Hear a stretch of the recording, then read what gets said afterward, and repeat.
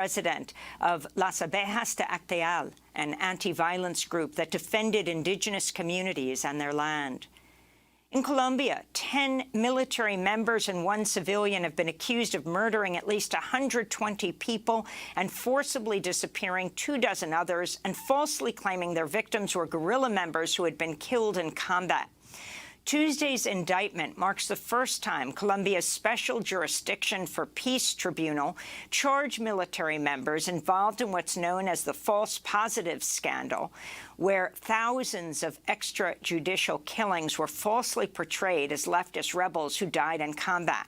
The false positives were meant to help give a sense of the Colombian military's victory in the half-century U.S.-backed conflict against the FARC. That's the Revolutionary Armed Forces of Colombia. This is Catalina Diaz, a judge with Colombia's Peace Tribunal. We have found that it was a pattern of macro-criminality, which is to say the repetition of at least 120 murders during 2 years in the same region by the same group of people associated with a criminal organization and following the same modus operandi. The tribunal was created after a peace deal was signed in Colombia in 2016. To see our interview with Mario Murillo yesterday, you can go to democracynow.org. In Nigeria, at least 140 children went missing after gunmen raided a boarding school in Kaduna State Monday in the 10th mass kidnapping to be recorded in northwest Nigeria since December. Also Monday, armed men kidnapped at least 8 people, including a 1-year-old from a hospital staff residence in Kaduna. The UN says the mounting attacks are leading fearful parents to keep their kids out of school, compounding the educational crisis in Nigeria, where 13.2 million children do not attend school. This is UNICEF Representative Peter Hawkins. It really is of concern that this has become a money-spinning exercise where schools have become an easy target for kidnappers and resources have become available to pay the kidnappers off. Nigeria is Africa's most populous country. In the Netherlands, renowned crime reporter Peter R. de Vries is in critical condition after he was shot in downtown Amsterdam Tuesday. De Vries was attacked as he left a television studio. A video circulating on social media shows the award-winning journalist laying on the street as blood pools around his head. At least 2 suspects are in custody. The 64-year-old is a household name in the Netherlands and has investigated cold case killings and reported on organized crime for decades. He'd received death threats in the past and was previously given police protection. In 2008, de Vries won an international Emmy for investigating the 2005 disappearance of U.S. teenager Natalie Holloway in the Caribbean island of Aruba.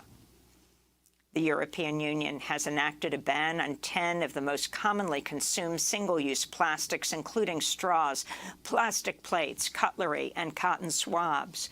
The law also directs companies to use more recycled plastics in disposable drinking bottles.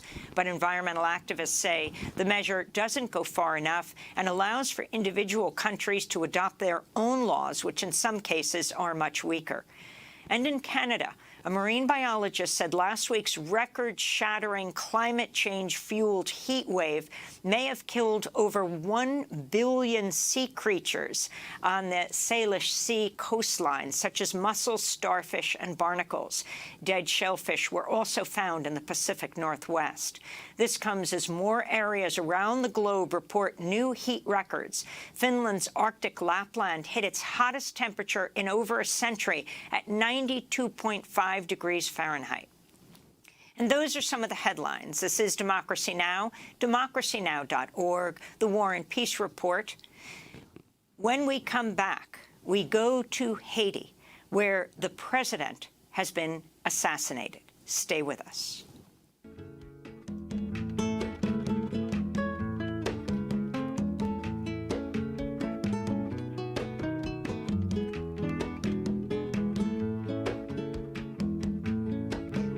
Passé, Haïti a fait bac. Jardin séché, ti moun a pe mouri.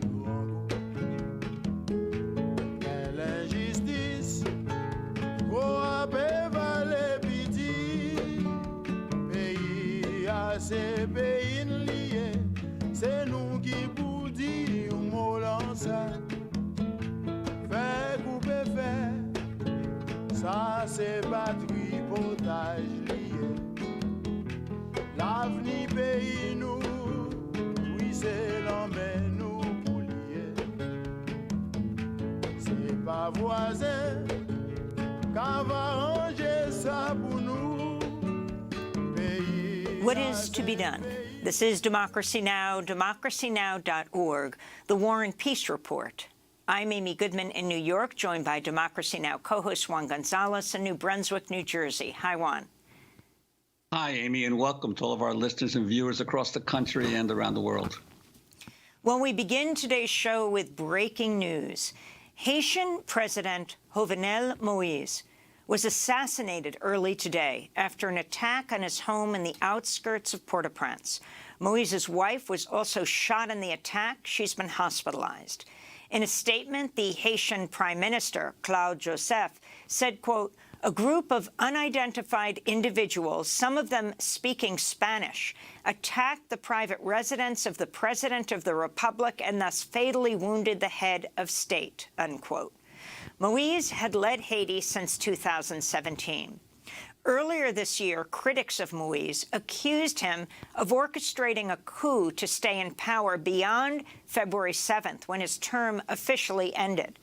For months, Haitians have staged large protests against Moïse, demanding he leave office. But Moïse clung to power with support from the Biden administration, which backed Moïse's claim that his term should end next year. Human rights groups report had accused Moïse of sanctioning attacks against civilians in impoverished neighborhoods of Port-au-Prince, the capital, with targeted assassinations and threats against government critics carried out with impunity. We're joined now, dealing with this breaking news, by two guests. Dahoud Andre is a longtime Haitian community activist and member of the Committee to Mobilize Against Dictatorship in Haiti. And Kim Ives is with us, the editor of Haiti Liberté. We welcome you both to Democracy Now! Let's begin with Dahoud Andre.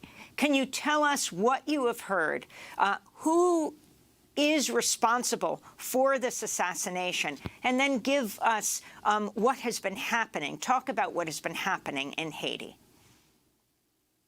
Well, thank you very much, Amy and Juan, for inviting us to speak about what's happening in Haiti. We got the call, a call about 5:30 this morning to say that radio in Haiti had reported that overnight Jovenel Moïse had been assassinated. I should say that right now, as of now, we have no clue where this assassination came from. Certainly not the street gangs such as the G9, Jimmy Barbecue Cherizier, who has been going around recently after years of demonstrating with an American flag behind his back, and right now purporting to be fighting for a revolution to liberate the Haitian people. So we know it did not come from there. We know that it could have come from the oligarchy, such people as Reginald Boulos, maybe, you know, the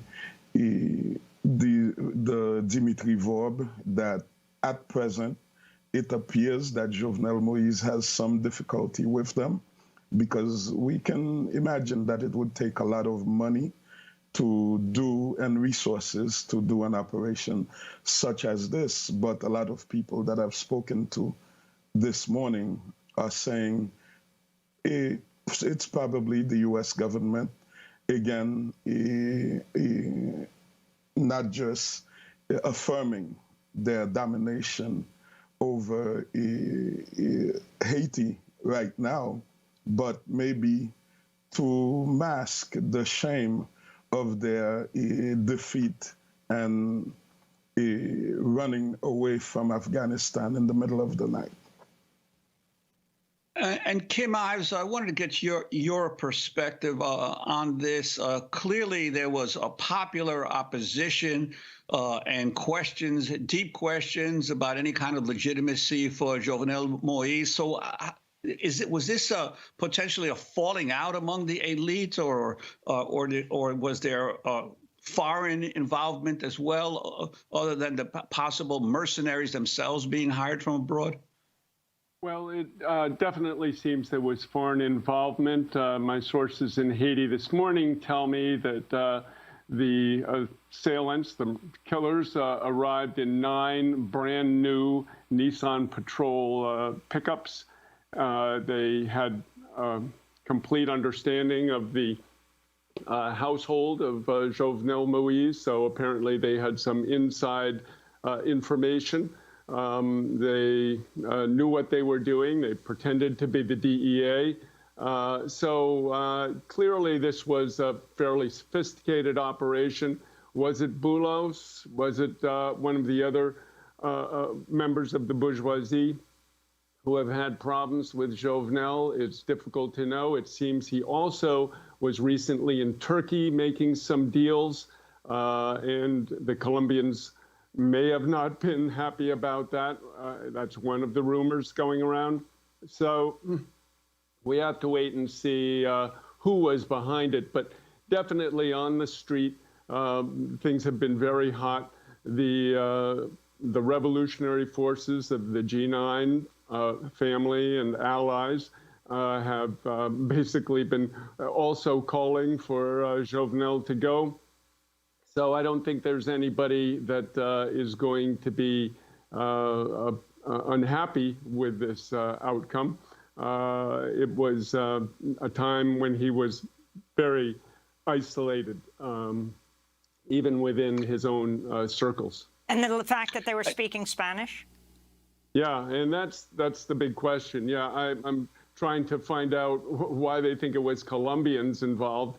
I don't know if it's an accent question. I haven't gotten an answer back, but I believe that, it was definitely some fairly sophisticated mercenary operation involved. And Daoud, I wanted to ask you, in terms of, for those listeners and viewers of Democracy Now! Who have not been closely following what's been going on in Haiti in recent years, could you talk about the connections of Moïse to the previous president and the involvement of the Clintons in the continuing, persistent political crises that have occurred in Haiti in recent years?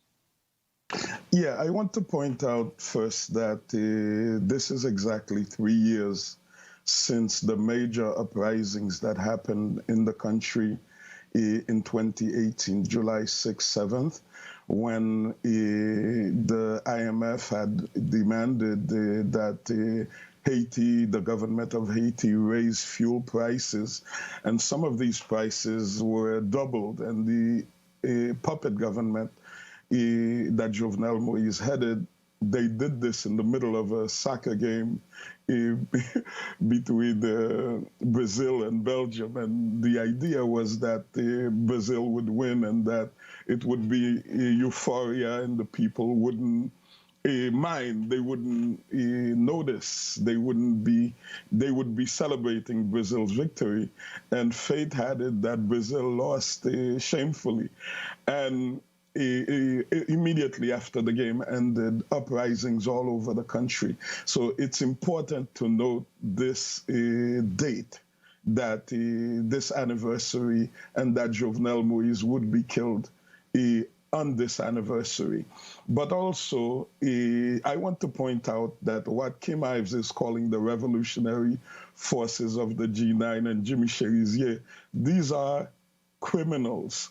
These are people that are responsible for killing massacres in poor neighborhoods in the country. These are people, and a lot of people find it amazing, unbelievable that Kim Ives and his newspaper, Haïti Liberté, would be defending it, trying to make people believe that these are revolutionaries. These are the people who are throwing 78-year-old elderly folks off of buildings, burning them alive, that these are the people who are going to save us.